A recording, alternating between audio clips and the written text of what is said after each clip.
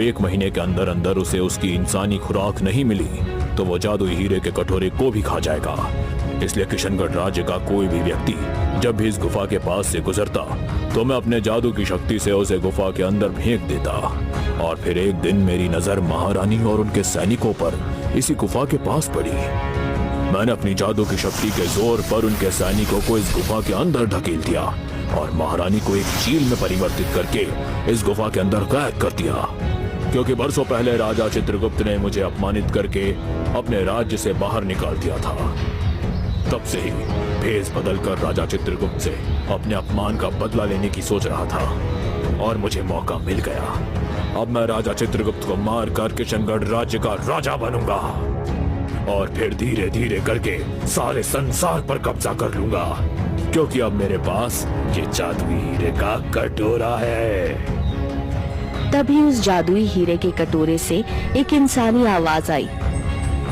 मेरी जादुई शक्ति ऐसे काम नहीं करती तांत्रिक, क्योंकि मेरे दो दावेदार हैं, एक तू और एक वो जिसने मुझे इस गुफा से बाहर निकाला है। ये सुनकर तांत्रिक बुरी तरह से चौंकता हुआ जादुई कटोरे से बोला, तो फिर फैसला कैसे होगा कि तुम किसके पास रहोगे? अचानक तांत्रिक के हाथों में एक झटका लगा और वो जादुई कटोरा उसके हाथ से गिर गया। जादुई कटोरे के अंदर से फिर से एक इंसानी आवाज आई। तुम्हें दूसरे दावेदार से मुकाबला करना होगा, लेकिन याद रखना तुम इस मुकाबले में अपनी जादुई शक्तियों का प्रयोग नहीं कर सकते, क्योंकि तुम्हारी जादुई शक्तियां काम ही नहीं करेगी। तुम्हें एक आम इंसान की तरह मुकाबला करना होगा। जादुई कटोरी की बात सुनकर तांत्रिक क्रोधित भरी नजरों से रतन की ओर देखकर बोला, इस जादुई हीरे के कटोरे को हासिल करने के लिए अगर मुझे तुमसे बगैर जादुई शक्ति के मुकाबला करना पड़े तो मैं तैयार हूँ। इतना बोलकर तांत्रिक जैसे ही रतन के ऊपर हमला करने के लिए आगे बढ़ा, रतन ने एक जोरदार मुक्का तांत्रिक के मुंह पर जड़ दिया और तांत्रिक वहीं पर ढेर हो गया। वो जादुई हीरे का कटोरा रोशनी के साथ रतन के हाथ में आ गया और रतन से बोला, अब तुम जो चाहे मांग सकते हो।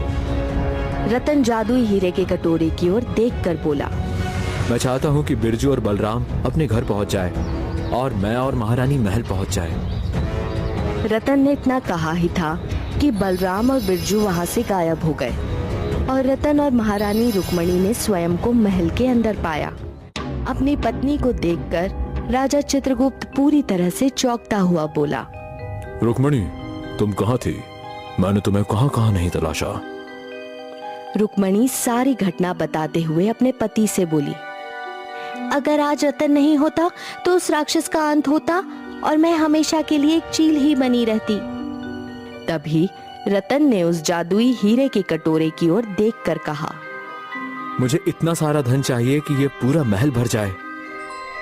अचानक कटोरे के अंदर से सोने के सिक्के निकलने लगे।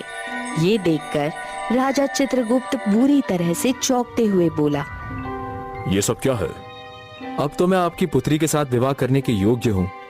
मैं आपकी पुत्री के साथ विवाह करना चाहता हूँ राजन, और ये मैंने सिर्फ उसके प्रेम के खातिर ही किया है। तुमने साबित कर दिया कि प्रेम में बहुत शक्ति होती है, कि जो बड़ी से बड़ी विपत्ति का मुकाबला कर सकती है। तुमने मेरी पत्नी को मुसीबत से बचाया और उस राक्षस का खात्मा किया और उस तांत्रिक से सारे किशनगढ़ राज्य को बचाया। मैं अपनी पुत्री का विवाह तुमसे आज ही और इसी समय करवाऊंगा और मैं तुम्हें आने वाले कल का राजा घोषित करता हूँ। रतन का उसी दिन राजकुमारी नीलम के साथ विवाह हो गया। रतन राजकुमारी नीलम को लेकर सीधे अपने घर पर पहुंच गया। हाँ माँ, ये राजकुमारी है, लेकिन अब ये राजकुमारी के साथ साथ तुम्हारी बहू भी है। चलो मेरे साथ, मैं तुम्हें और पिताजी को ले जाने आया हूँ। अब हम यहाँ नहीं बल्कि महल में रहेंगे, वो भी अपने महल में। रतन अपने माता पिता को वहाँ से ले गया और जादुई हीरे के कटोरे की मदद से एक आलीशान महल बनवाकर अपनी पत्नी और माता पिता के साथ रहने लगा।